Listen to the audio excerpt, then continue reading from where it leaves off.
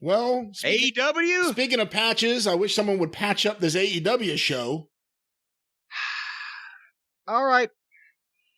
They had time on this program to open up with the wide shot and the announcers doing the welcome and everything, and they had time to show Pip Sabian and Penelope Ford playing a video game, but then they joined the World Tag Team title match, the participants already in the ring. No entrances, just the intros. Let's sacrifice professionalism yet again this week to get into action, because they're in a ratings war. If you've made stars, their entrance won't lose anybody. Yes, on Monday Night Raw in the Attitude Era, Kai and Tai, we joined them in the ring with music playing, but stars got entrances because in a lot of cases, that was why they were stars, because people were more into their entrance than they were the fucking match. But let's just start out with these guys in the ring, no entrances. FTR with Tully against the Chuckle Fucks. I figured I would be more fair because I've tried good friends, good buddies, butt buddies. They're best friends. But really, Chuck needs to be in there. And, you know, he needs to be represented. And Trent, every time he teams with Chuck, he gets fucked. So I figure the team name should be Chuckle Fucks. It's a one-fall 60-minute match. Did they just 2 weeks ago say we're going to start doing one-fall 20-minute time limit title matches on TV? Yes, and they did that once, and now this match was a one-fall 60-minute, but it didn't go more than 20 minutes. So they could have done the same thing, couldn't they? Either would be fine. Can we just pick one? Well, I missed the first 5 minutes. Was it that Justin Roberts announced it as being 60 minutes? Yes. Okay. Yes. No, they went to no entrances, straight to the in-ring introductions after they showed Pip Sabian and Penelope Ford playing their stand-up video game. And so here, FTR again, watching Dax have to do spots with Chuck Amateur is disheartening. Excrement is all through this program would jump in, speed read his notes, and then limp out.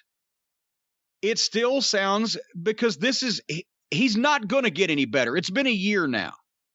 He's not going to get any better because he spent 20 years playing announcer, doing commentary over VHS tapes of their little fucking, hey kids, let's put on a show promotion. And he announces wrestling like a fucking fan in his basement.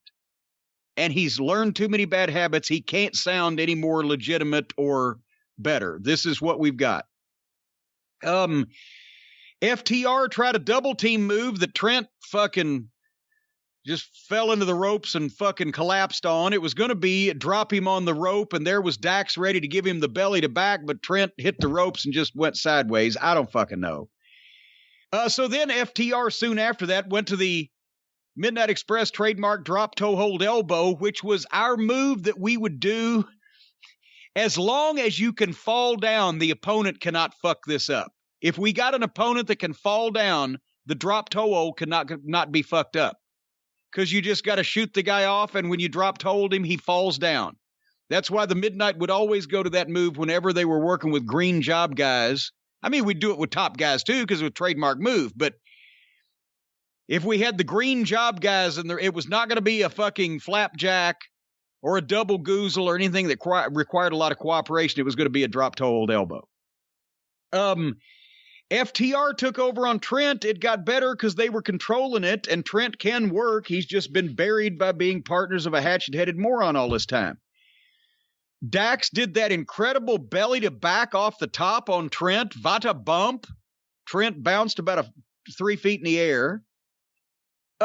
You know, they do good shit. And then Taylor got the fucking tag and made a comeback that looked like a mark hit the ring, and the boys decided to sell for him anyway. They can't get anything going without getting this fucking amateur goof involved. And then the visual of it just drops. And he hits the ropes like Pockets and the little midget luchador, fake luchador. He hits the ropes the same way with his little twinkle feet and his little tickle. He grabs the middle rope with his left hand like he's tickling somebody's fucking ball sack. they started doing some of the Chuckle Fucks' teamwork, and it kind of went to shit. And what did you see at one point? Taylor tried to do a outside-in sunset flip and barely cleared the ropes, kind of fell halfway over sideways over him. Then Cash tried to shoot Chuck Taylor off out of a fucking headlock, but Taylor wasn't sure whether he was supposed to go or not. Did you see that part? Oh, yeah, I shot him saw it. off. Yeah, I saw it. And Taylor kind of started, and then he stopped. He kind of jogged, and then he picked up speed again, like, should I come back off? And then they did that arm yank, foot under the chin, suplex double team thing that just looks like a monkey fucking a football. I noticed that the announcing by Excrement was especially fan contest winner here. Trent reversed the next belly to belly or belly to back attempt off the top rope into a crossbody, which looked great, but it wasn't the finish. And then they went into countless false finishes. It went way too long and too many changes of momentum for FTR against a team that will never mean anything. In the overall scheme of things, they continue to, all the top talent that they have is not allowed to look dominant over people that the fans can look at and see are, there at best. And having said that, I wrote this. Having said that, so far the best match that the Chuckle Fucks have ever had, and right then they had to fucking throw Trent through the fucking video game because they've got to do some more childishness. So now, what are we supposed to think about that? Are we supposed to think that Kip Sabian, knowing that he's booked on this show, had an arcade unit brought in to the arena, and that while this match is happening, girlfriend, while this match is happening, and I think they were up next. If they weren't, they were pretty soon after this match. He's just over there playing video games. Yeah, this is so stupid. This is so stupid. Well, after they threw Trent through the video game and broke it, then FTR brought him back in the ring. But then the Chuckle Fucks made another tag, and and they kept going, and it wouldn't. And finally, FTR used a belt shot on Fuck Taylor while the referee overacted not seeing it and got the 1, 2, 3. Did you see what was wrong with this and how it should have been done properly with the referee not exposing the whole goddamn thing, or should I lay it out for everybody? Well, the referee was blown at the whole match. Why have a referee if all four guys could be in the ring at any point and he does nothing to get anyone out of the ring? He just stands there. There were points he wasn't even counting. Wasn't even doing a 5 count, just stood there. Like, I'll just wait till someone leaves. That guy's the worst referee. He looks like fucking the Grim Reaper from Bill and Ted. He's the worst referee. This is the fucking reanimated corpse referee. The corpse ref. The bald-headed fucking hollow-eyed one. But here's what they were trying to do. And once again, since a lot of people watch the show specifically after I talk about it to hear what's wrong with it, go back and watch the end of this match. What happened was that one member of FTR was supposed to be up on the apron with the belt, while the other member of FTR went for the babyface went for a roll up and fucking supposed to get crowned with the belt, and the referee shouldn't see it. Well, what the referee did, as besides overacting, was, if you go back and look at the tape, the referee's not in the right place. They didn't lay this out right. Either that or the ref just botched it, but I bet you they didn't lay it out right. The idea they were going for was that the referee would see the guys going into the ropes for a roll-up and think that they were coming back toward him, and to get out of their way, he would turn and walk to the side so that they could roll up past him.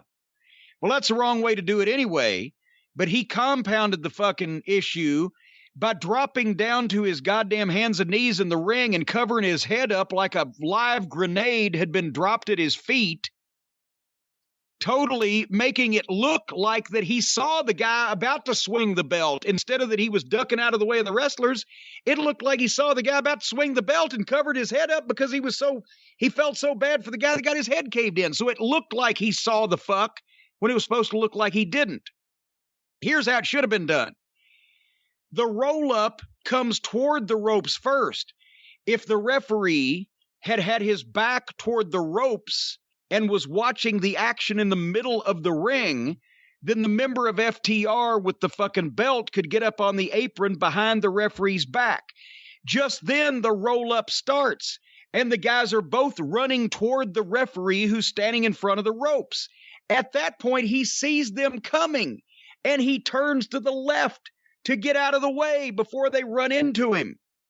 And at that moment, when he turns left away from the guy on the apron that he doesn't know is back there and away from the guys coming toward him, the guy on the apron cracks the fucking babyface with the fucking belt.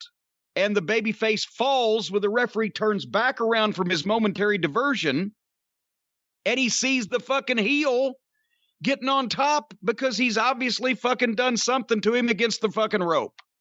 That's what they were trying to do, but they didn't lay it out right.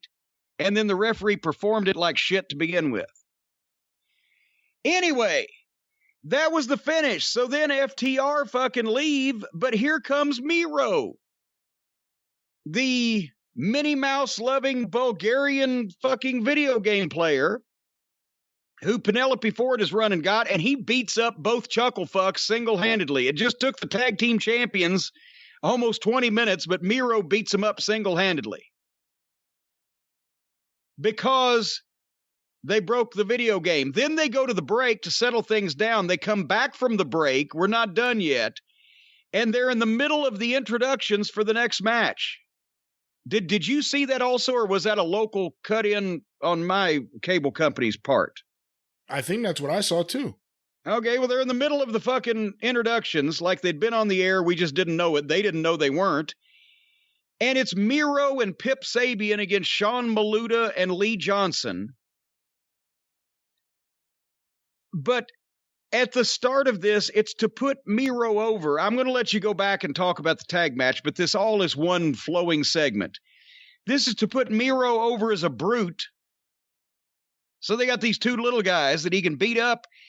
The first thing Miro does is go to throw one guy out of the ring, but he stopped, and the guy went on with it and threw himself out of the fucking ring. And the announcer said he was so scared he bailed out. This is the first thing we saw. and then they put him over as a beast, as they should, but he's already been seen laughing, playing video games, and wearing a pink Minnie Mouse t-shirt. So it's a lost cause at this point to make him a monster. And Miro wins, and then Pip Sabian does the promo. You've gone too far. You broke, and he named his video game. What was it, Alan? You broke Alan. I loved Alan. And then Miro says, you broke my shit. They are actually doing an angle with the chuckle fucks over a broken video game. Give me this whole your thoughts on this whole goddamn conglomeration we just talked about. Hey, listen, as stupid as it is, that's exactly where the best friends belong, is in a feud with a couple of idiots. And I hate to call Miro an idiot, but he's been booked like an idiot since he's been in AEW. For everyone that gives WWE crap for how they book people when they get him in there, look at how AEW has handled Miro and tell me that he is in any way as effective as he should be right now. This has been a waste so far. But this is the feud they belong in. A feud over... The guys who had a feud over the minivan are now in a feud over a video game named Alan. Yes, and that's the problem, is we're going to get plenty of this fucking feud because the chuckle fucks and these outlaws have to be on 20-minute matches on every week's show, whereas MJF wrestles once every 6 weeks or so. Anyway, anything more about FTR? FTR are great. They're great, but I feel so sorry. I really like their blue gear. I thought it looked really good. I don't know what the hell Tully does. He pulled a leg in one spot. It wasn't the finish. There are so many times you see him, he's just standing there. I'm not sure what he's supposed to do, but he has to do more than that. Well, that's the thing. They've not given him anything to do, and I'm not saying he should interfere every goddamn 30 seconds, but all of the managers, all the legends that they bring in just wander around and do or say nothing intricate or that can't be really crucial to the story. They chime in words, but it doesn't make any difference in the overall scheme of things. Tully pulled a leg on a finish last week. They're just there, standing around doing nothing. Yeah, the best is still Greg Valentine being flown in to sit in the crowd and watch the dog collar and watch match, another match. and then you never hear from him again or see him again. That one's the best. No, they clearly want to do something to honor legends, and they clearly have no idea what to do at all. And this has been time after time since the beginning of AEW. There are some people working there who are real geeks for wrestling, even though they certainly have applied none of the lessons of wrestling's past in the booking of wrestling's present, but they have no idea how to use any of these legends. FTR are great. Chuck Taylor's awful. I'm going to lump Trent Beretta or Solo Trent, whatever his name is, in with Chuck Taylor because they're both involved in stupid stuff every time they're on TV. I just don't care. They have go home heat with me. The best friends have go home heat with me. And I hate that they're in there with the best tag team. And I hate the idea that FTR they can have better competitive matches than anyone else on that roster, but they don't have to have a competitive match with every tag team they wrestle. But that's not just an FTR issue. That's everybody. Every match doesn't have to be a competitive back and forth with tons of near falls and everyone kicking out of everything. But it is. We ain't there yet. We'll get there in a second. Lance Archer was in the back beating up Moxley. This time and then again later on. Hats on hats, people. Hats on hats. It's like every fucking goof that used to fucking think he was the king of the indies suddenly is doing everything that they used to do in indie shows on national television because they haven't learned. I like Jake in these segments, this one and the one later, just standing there. I mean, the other one, he just walks out of the way.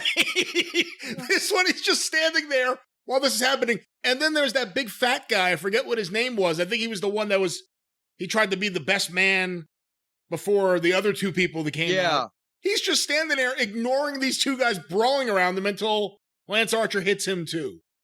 So silly.